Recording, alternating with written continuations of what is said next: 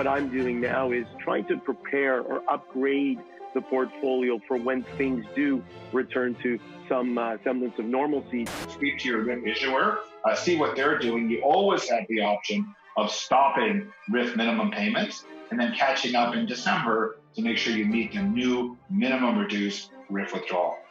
But I think when we start looking toward the second half of this year, I think many analysts are predicting that the economies will pick up again. Otherwise, just take a look at what your objective is in terms of bonds versus equities versus fixed income and cash, and then see if you're on track to meet your personal goal. From the Zoomerplex in historic Liberty Village, the Zoomer with Marissa Lennox. Hello, my name is Marissa Lennox. I'm the Chief Policy Officer at CARP and host of the Zoomer. Today's show is on the coronavirus and its impact on your finances. I am joined by two financial advisors, Jamie Gollenbeck and Alan Small, who can offer financial or tax information applicable to your specific situation, and John Stapleton, a consultant who's well briefed on the federal and provincial government programs and how they work. But before we get started, let's tee up the topic. The coronavirus has rocked the Canadian economy. Royal Bank of Canada expects the country's GDP to decline by 2.5% in 2020 and warns of double-digit unemployment rates. More than 3 million Canadians have lost their jobs as businesses across the country are forced to reduce operations or shut down. But help is on the way. Millions of Canadians began applying for the federal government's new emergency aid benefit, with 1,000 applications processed per minute. Still, while the federal government's COVID relief funds may cushion the blow, many fear the long-term repercussions of this global crisis. Now, the first question is one we've received through our CARP advocacy inbox, and we've had a number of calls about it. And the question is this: do I qualify for the Canada Emergency Response Benefit if I'm also receiving income through CPP? Now, we have received an official response from the federal government on this, and the short answer is yes, you do.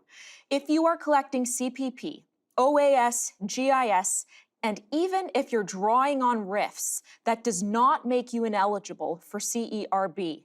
Provided you meet the eligibility requirements of having made $5,000 over the past year and you've been laid off or you've had your work hours reduced to zero, you are eligible for the full amount of the Canada Emergency Response Benefit. Now, John, I'll throw it to you. Is there anything else you'd like to add on this?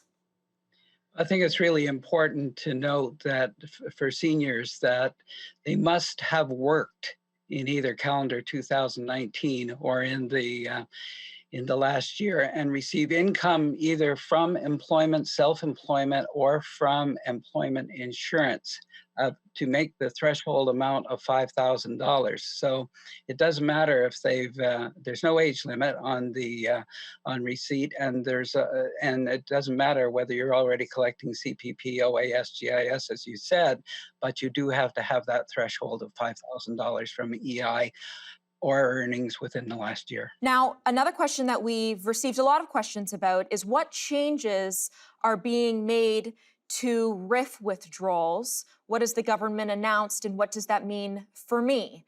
Alan, I'll start with you on this one.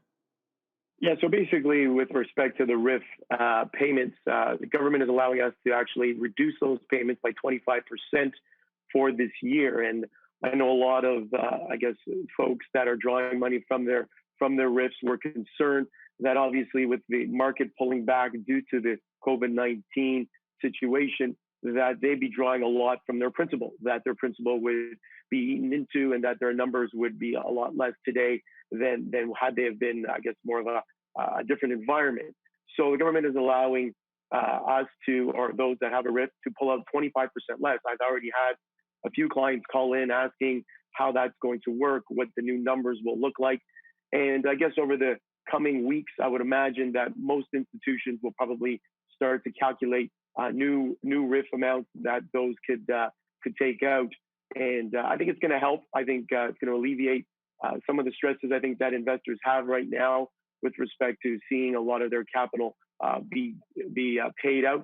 Hopefully, as we move later into the year and markets calm down a bit, we're already seeing a bit of a calmness in the markets over the past week or so, that we'll start to see portfolios start to rise again, and hopefully that will be a benefit to prolong, I guess, or I should say, to reduce your payments. But also for some, they may even decide, instead of doing a monthly withdrawal, that they basically push it to an annual withdrawal later in the year. So not get paid out on a monthly basis, defer payment to later in the year. No, I think that's an important point, actually, that you've raised, Jamie, or Alan, and I'd go to Jamie next, and that's because people don't, I think, realize that what they could do is they could defer the withdrawal until the end of the year.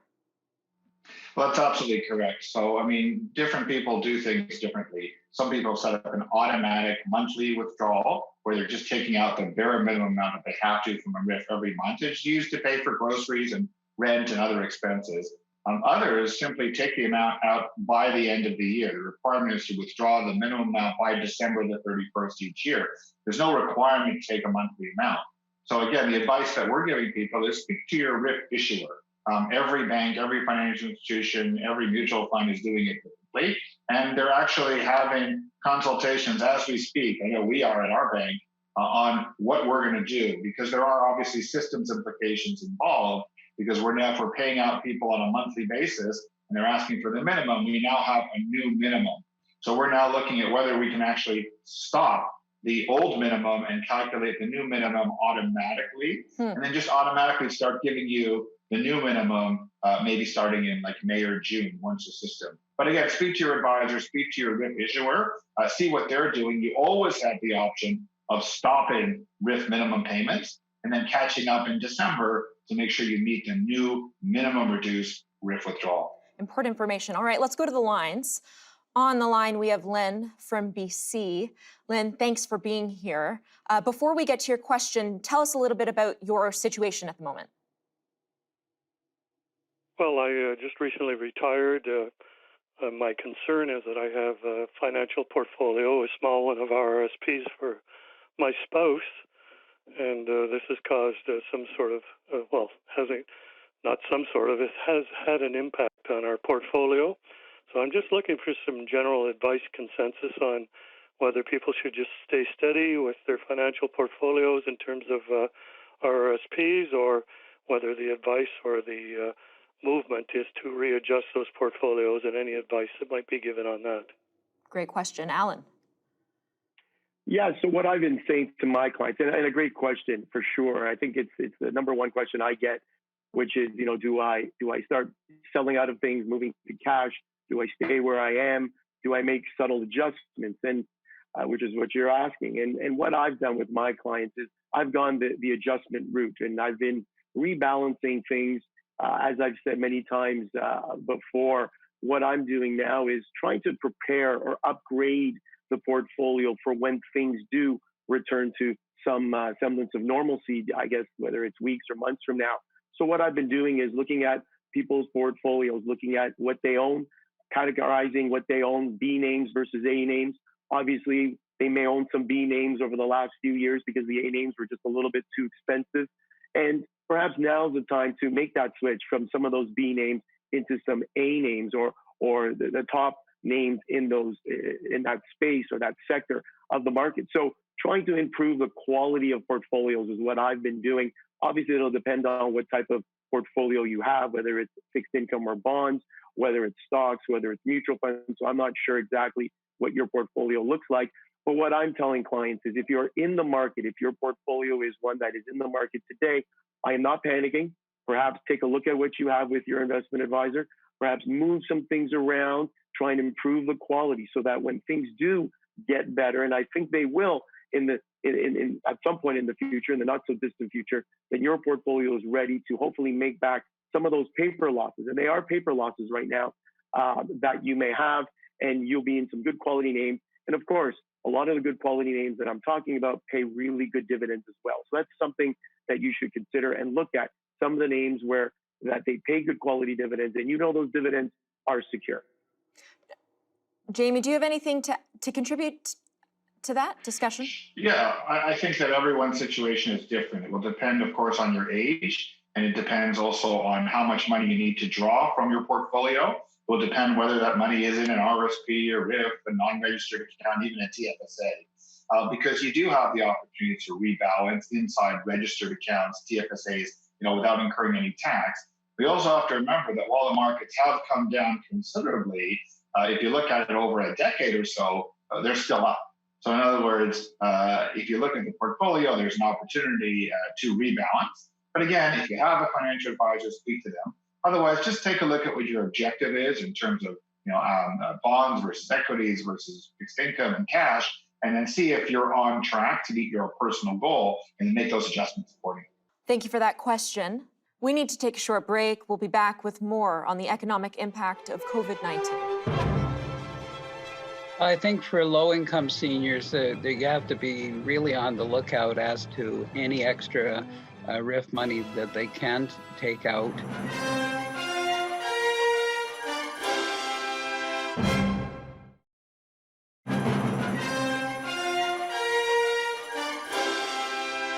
We have Alan Small, John Stapleton, and Jamie Golombek joining us to answer your questions about government financial support during this COVID-19 pandemic. Let's get to the next question. John, you're live on the air. What's your question? I've been dealing with my local MP in trying to get the RIF payment canceled for the year 2020. They've offered 25% less, but with the stock market being the way it is, I would prefer, because I do not need the RIF payment, for it to be canceled for this year so that we are not forced to take a payment. And I'm wondering if CARP is making any representation to the government to have this done. In fact, we are, and we've launched a campaign on our website, which I would encourage you to visit. And in fact, we also had a conversation with the seniors minister just yesterday on this very subject. So they are aware of CARP's ask. It is something that we've been advocating for many years now, not just throughout COVID, but particularly during COVID. It's so critical that seniors do have that option to not withdraw if they don't need that income. So I couldn't agree with you more, John, and thank you for bringing that to our attention.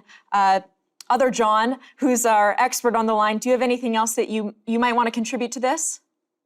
I think for low-income seniors, they have to be really on the lookout as to any extra RIF money that they can take out, and especially those over 71, and realize that could affect negatively their GIS entitlements and possibly other refundable tax credits that they would get. So it's really important to keep in mind for low-income seniors that RIF takeout does affect their income-tested benefits. Thank you for that question. Next on the line, we have Leo. Leo's from PEI. Hi, Leo.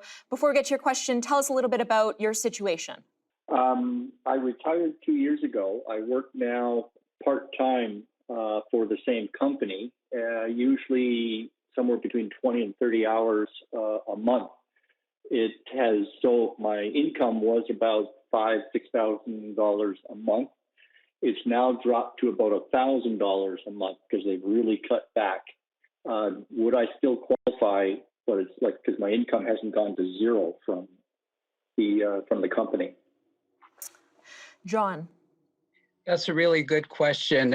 What the government is saying right now is that your income has to drop to zero, and also that you not work for 14 consecutive days during the eligibility period. Be able to say that on the application through My CRA, and also that if you prospectively to get the other 3 months of the CERB, you would have to say that you would have absolutely no work in that time to be able to get that. But having said all that, the Prime Minister did say that the other day on his in his daily remarks that they're looking at filling in the gaps in the CERB where people, there was one example of a drummer who had one gig on Zoom, in fact, over a month's time, and that disqualified him. So I think they're looking at it very closely, and I would definitely stay tuned to the daily briefings to see if they move a bit on that.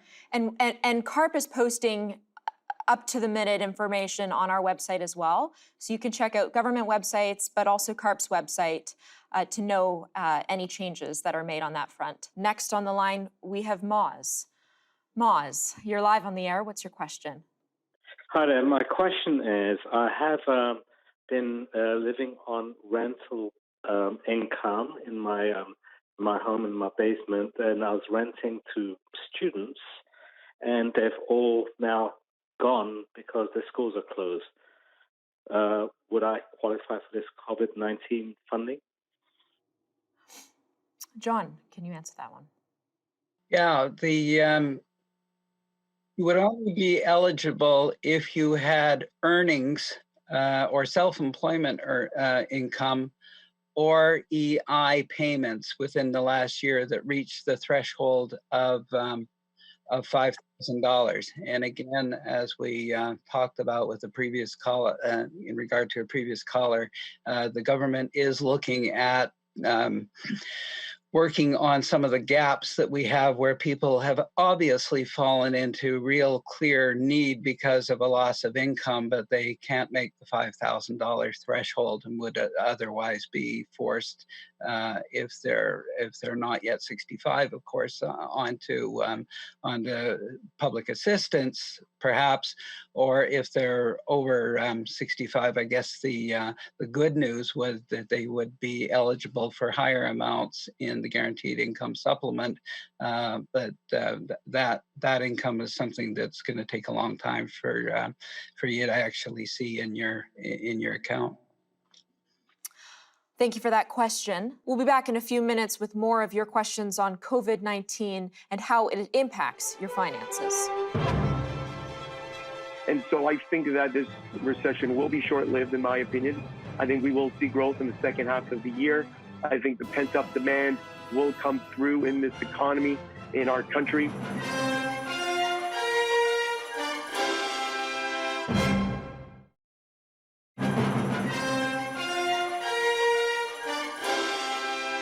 Welcome back to our coverage of COVID-19. Today, we're connecting with thousands of CARP members throughout the country to answer their questions on the coronavirus and its impact on your finances. So let's get to the next call. Jim, tell us a little bit about your financial situation at the moment. Yes, I've been concerned about the drop in my portfolio due to this crisis. So I have two questions. Number one, I believe you've said that the average decline of your clients in their portfolio is 25%. Is that correct? And then I have a second question. Well, why don't I ask the financial advisors? That was what I understood. But Alan, is that about accurate? It's tough to say 25%. Obviously, it's depending on what type of an investor you are. Obviously, someone that invests more in the fixed income area, bonds, GICs, obviously their losses won't be nearly that much. Those that are investing in the market, again, it depends on what type of investments that you have. How diversified are you? Are all your eggs in just a few baskets? So to kind of get a gauge as to what the average, I guess, rate of loss has been is very difficult. I think it's a different number for everybody. I guess it just depends on the makeup of your portfolio. But that was sort of the benchmark that the government used when it reduced its minimum RIF withdrawal rate. So what's your second question then, Jim? Yes. What is the chance that you feel of us now moving into a recession? Well, I think we can pretty safely say that we're probably already in a recession. And again, I think the R word, as they call it quite often, is kind of something that many people are fearful of. But keep in mind, a recession is really 2 quarters of negative growth, negative GDP.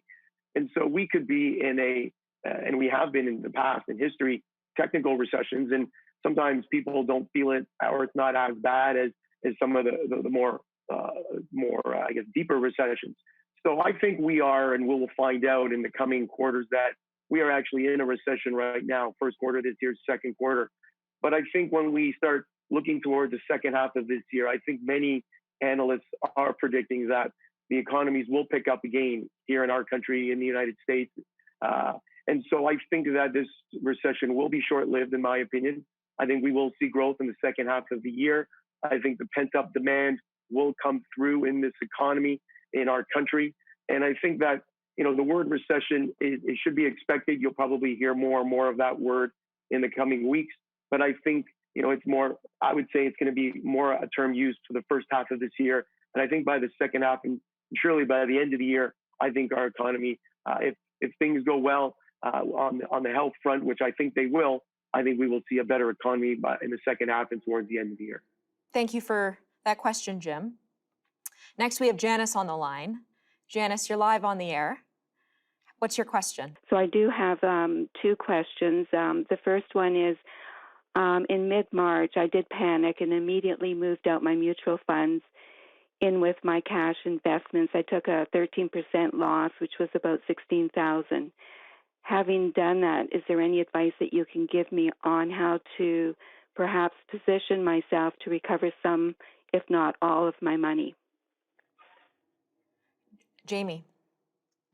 Yeah, so again, a very, very serious issue. I mean, obviously, you want to look at your portfolio for the long term. Again, a lot will depend on your age. It will depend on your investment objectives. But the bottom line is that, there was a great day on the market just yesterday where the markets were up 7%. So you're out of the market. You chose, as many investors did, to exit that market after a significant decline. But then you weren't invested yesterday. You missed a 7% gain. So I think it's very difficult and challenging at this time to try to time when's the right time to come back in and back out. At the end of the day, if you have a financial advisor, it's worth sitting down with them to walk you through what your goals are. If you're doing it on your own, you really want to evaluate what your goal is, when you need the money, how long you need the money for, what your living expenses are, and then put together a portfolio that really makes sense. There are some good investments out there still. There are dividends. A lot of stocks are paying dividends. The dividends have not been affected. There have been announcements from many of the banks that they're not planning to cut dividends in the current environment. So there are lots of opportunities there for investing.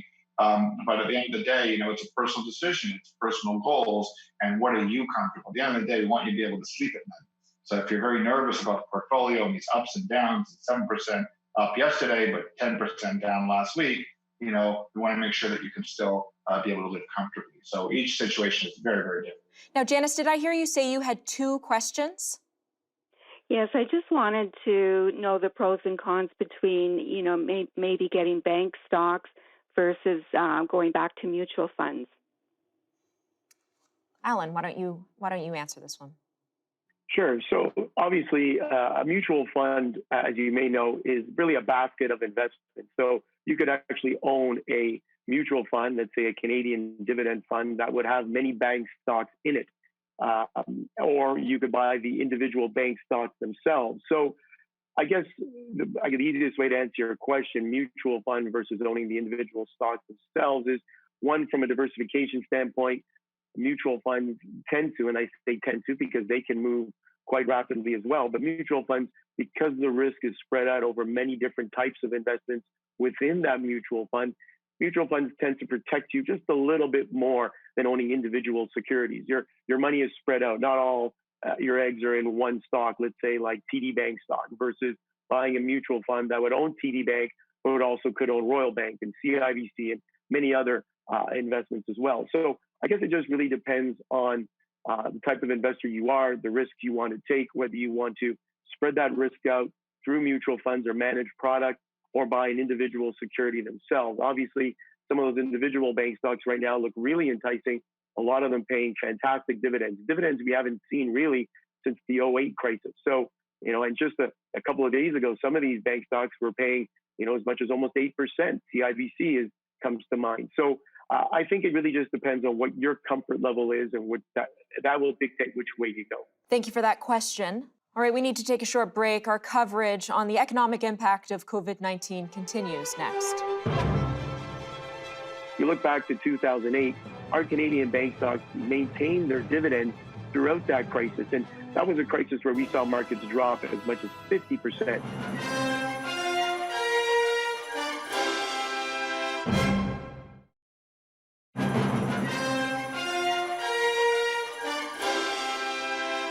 Welcome back to our special edition of theZoomer on the coronavirus and its impact on your finances. We've opened our lines to take your questions. Next, we have MARILYN on the line. MARILYN, you're live on the air. Tell us a little bit about your situation before we get to your question. Okay, I am a single person, and I guess I am concerned about how the market has diminished, and I'm looking to see how I can make sure that my investments are doing the best for me. So the first thing I did want to ask, I have three questions. The first one is, you mentioned good quality stocks. What would you get? Can you give me an example of a good quality stock?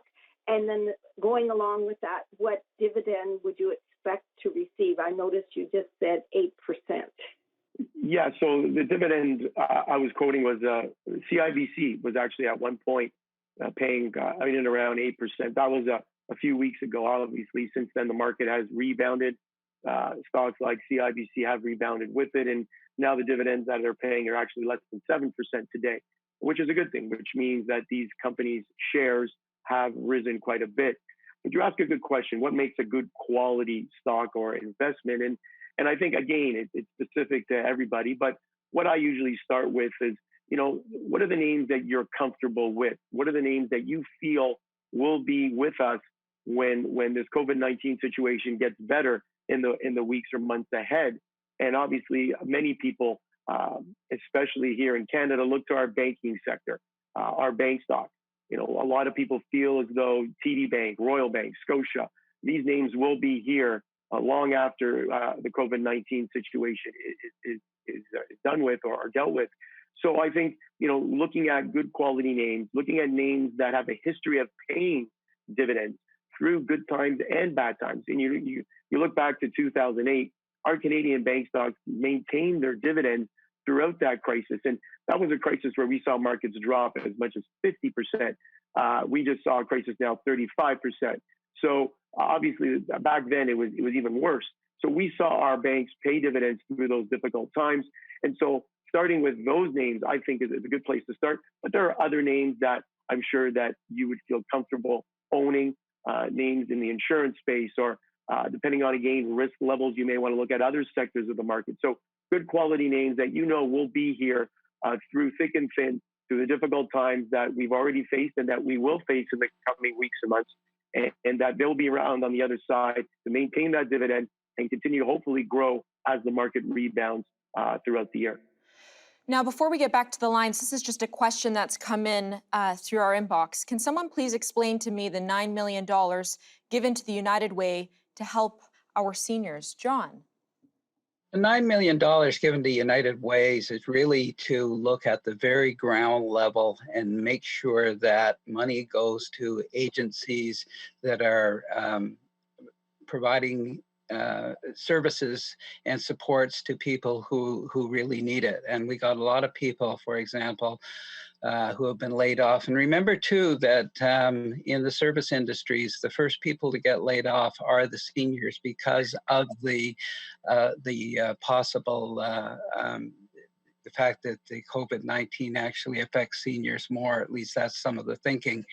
And so we want to make sure, and the United Ways want to make sure that through the various different social agencies and supports, the drop-in centers, and through the elderly person centers that we have, that's the money is going to them to make sure that they are able to keep up with the need. And so this is where we have to look. The United Ways have to scan the landscape and make sure that the money is going to where the need is most. But important to stress that funds will not be dispersed directly to seniors by the government through this program. Exactly. Cindy, you're live on the air. What's your question? My question is, I can't seem to find an answer for this, but about 20 years ago, my husband and I, in preparing for retirement, bought just a small triplex. And we've had the same tenants in it for years, so we've been very lucky, and we haven't really raised the rent. but we're still carrying a mortgage on it, and we're now not working, but we're too young to qualify for old age security. And now with this move to have rent breaks for the tenants, and which we completely support, but I'm not finding anything that's giving us any relief for mortgage breaks as a property owner, as an income owner. In order for us to pay the mortgage and all of the bills and to cover all of the tenants, we're going to need to go into savings or RRSPs to pay for that for the duration of this. Jamie, I see you nodding your head. Sure. So why don't I? Yeah. So work with your financial institution. So, for example, we have many clients that have both residential and income property mortgages, and we're working with people on a one-on-one basis. So we recognize that they may have to lower tenants' rent during this difficult period of time. So we are making accommodations in terms of deferring mortgage payments. So again, my advice is speak to your lender, speak to the person who gave you the mortgage, even on the income property, and see if we can get an accommodation in terms of deferring mortgage payments as up to 6 months. So speak to your individual lender. And Alan, is there anything else that you'd like to contribute to that one? I know I would say the same thing. I think you contact your financial institution. I think really what the banks have all said is that they're there to help. They are going to help, and you just have to contact someone and see what they can do for you, for sure. Thank you for that question. All right, we'll be right back after the short break. And take the pension plan money and then move it over, in most cases, to a locked-in type of vehicle.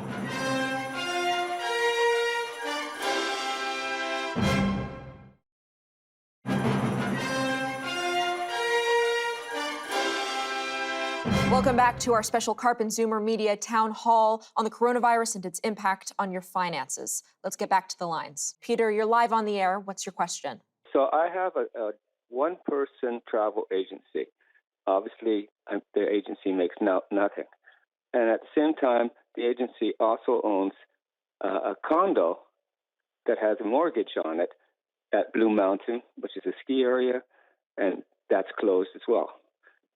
So can I apply for the money, because my income's down to zero, and can I also get a loan for the company?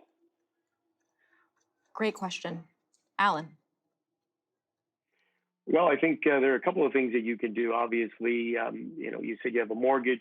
Obviously, with respect to mortgage payments, you're able to apply, speak to your bank, speak to them. You're able to defer payments on that mortgage, depending on which bank. You'll have to. I think what they're saying now is they want you to meet with an advisor, or I shouldn't say meet, but call in, speak to an advisor. You can get your payments deferred up to. I guess it could be as much as 6 months. So that's somewhere to start. Obviously, your income, if your income is now been lost and you were making, as John has said, previous callers, if your earned income is above $5,000 threshold and it's now down to zero, then you would be eligible to receive payment. So I think there are a few things that are available to yourself to obviously cut your costs, but also cut your expenses down, but also to apply for some subsidies from the government. Thank you for that question. Next on the line, we have Lynn. Lynn, thank you for being here. You're live on the air. What's your question? Yes, thanks. Yes, I work at a university, and I've aged out of the university contributions to my pension plan. So I'm being told that I should move the money from the university pension plan. And if that's correct, is now the time to do it, or should I wait till the economy is better? Another great question. Jamie, would you like to contribute to that one? Sure. I mean, usually when someone leaves a pension plan, there's a couple of choices. You don't have the specifics of that particular plan, but often employees are given a choice that they can either choose to leave the money in the pension plan and just take a pension later on, at normal retirement age. Otherwise, what you could generally do is take what's called the commuted value and take the pension plan money and then move it over, in most cases, to a locked-in type of vehicle. And the rules vary depending on the plan and the province, et cetera. So in terms of the timing, I don't think the timing matters in terms of the markets right now, because at the end of the day, these pension plans are often managing hundreds of millions or billions of dollars for the long term. So in other words, the rate of return that you're going to get basically is not going to be really effective. The pension plan is doing the investment management over decades, depending on the average life and retirement benefits of the retirees. In terms of moving over, if you were to take a lump sum, you'd be investing that right now personally in that sort of locked-in RSP type vehicle. If markets are down 15, 20%, depending on your asset allocation, certainly could be a good time to buy into those stocks, depending on what happens in the future. But again, it's a complicated decision. If the dollars are significant, we often actually engage an actuary, an actuary that looks at the terms and conditions of the pension plan to determine whether it's worth taking a present value actuarial committed value and moving it over right now. Thank you for that question. We need to take a short break. More on the economic impact of COVID-19 when we come back.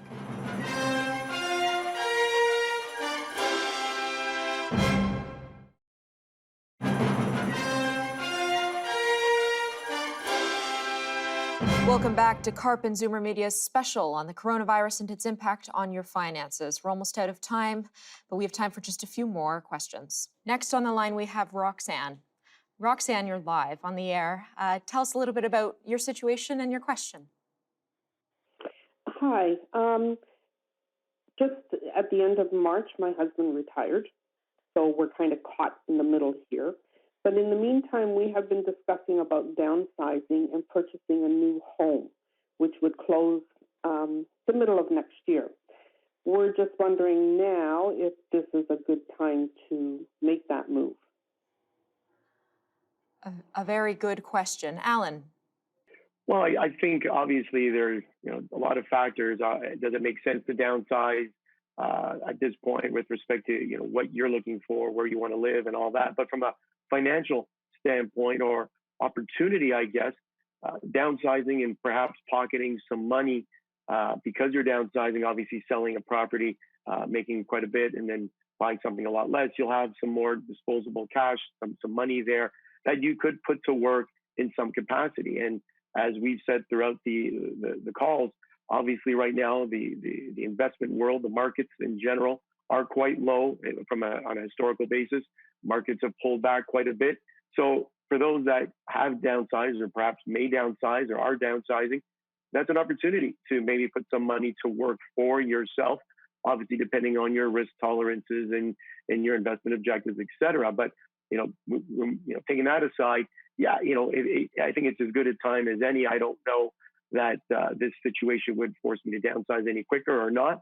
But if you are going to do it, the excess money that you have, yes, I think it can be an opportunity right now to get it to work for you in a way that, let's say a better way now than maybe just 6 to 8 weeks ago. But what about the worry that you may not get the full value out of your home? I mean, Jamie, how have the housing market responded to this COVID-19 crisis? That's a serious concern, because certainly the housing market is not perfectly normal right now. There's been a huge dramatic in viewings and open houses and showings, and we speak to real estate agents in terms of there's almost minimal activity right now with social distancing. So I guess if you have a dollar amount in mind for your home and you're comfortable and you can get it, that's great.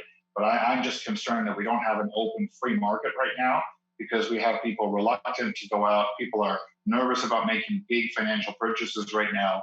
And also we don't have open houses. We don't have this, regular, people are doing it virtually, but we don't have this as free a market as we did maybe 6 weeks ago. So again, I'm not discouraging it. I think it's still possible. You can still list your home. It can be done remotely. There are virtual tours that are available, and maybe someone is looking to buy that property right now. But you just want to be careful and look at the market and make sure this is really the right decision in the big financial picture. Right. You want to make sure you're selling at the right time. Right. Next on the line, we have Lindsay. Lindsay, you're live on the air. Tell us a little bit about who you are, your situation, and what your question is. I'm an expert witness.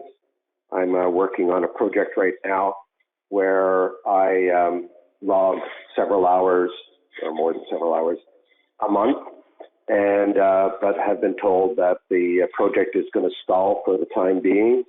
And the way that I get compensated is at the end of the project, whenever it's been settled one way or the other. I invoice and I get paid. Because I'm not able to invoice during these next few months, I was just wondering if I would be eligible for the CERB. It certainly sounds like it, but I'll pass this over to our expert, John, to weigh in. Yeah, we unfortunately, I think that unless the income you're getting, you talk about invoicing, which makes me think that you are either a sole proprietor or that you have an incorporated business where you're doing this work. And if that's the case, the money that you're billing for would not be income from employment. It may be income from self-employment, depending on whether, in terms of how you've set up your sole proprietorship, whether that is self-employment income and whether you pay the employer and the employee side of EI. If you do, then those amounts of money that either you got from EI at any point in time over the last year, or any money that are in fact earnings in terms of under the Income Tax Act, would actually qualify.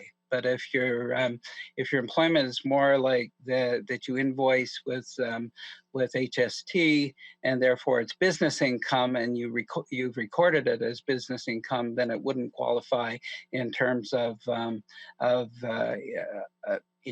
the threshold and how it's defined right now. But once again, and this is a persistent theme over the last hour, is that the government is looking at other situations. You got a lot of people in what's called the gig economy, and you have people who are making money through dividends, whatever, and they're just small business people. And the government is now looking at those various gaps, and that's why I say to everyone is to stay tuned listen to the Prime Minister every day, because he said he understands that there are gaps in the program, and it's a really good idea to stay tuned. And as Marissa's already said, CARP is right up on every one of these changes, and you can follow their website. Thank you for that question. Some great information there. That's all the time we have. If you have any additional questions on COVID-19, please email us at advocacy@carp.ca. For those who are unable to make this live session, or if you'd like to share what's been covered today with others, please visit carp.ca for the full recording of today's discussion. Thank you for joining us.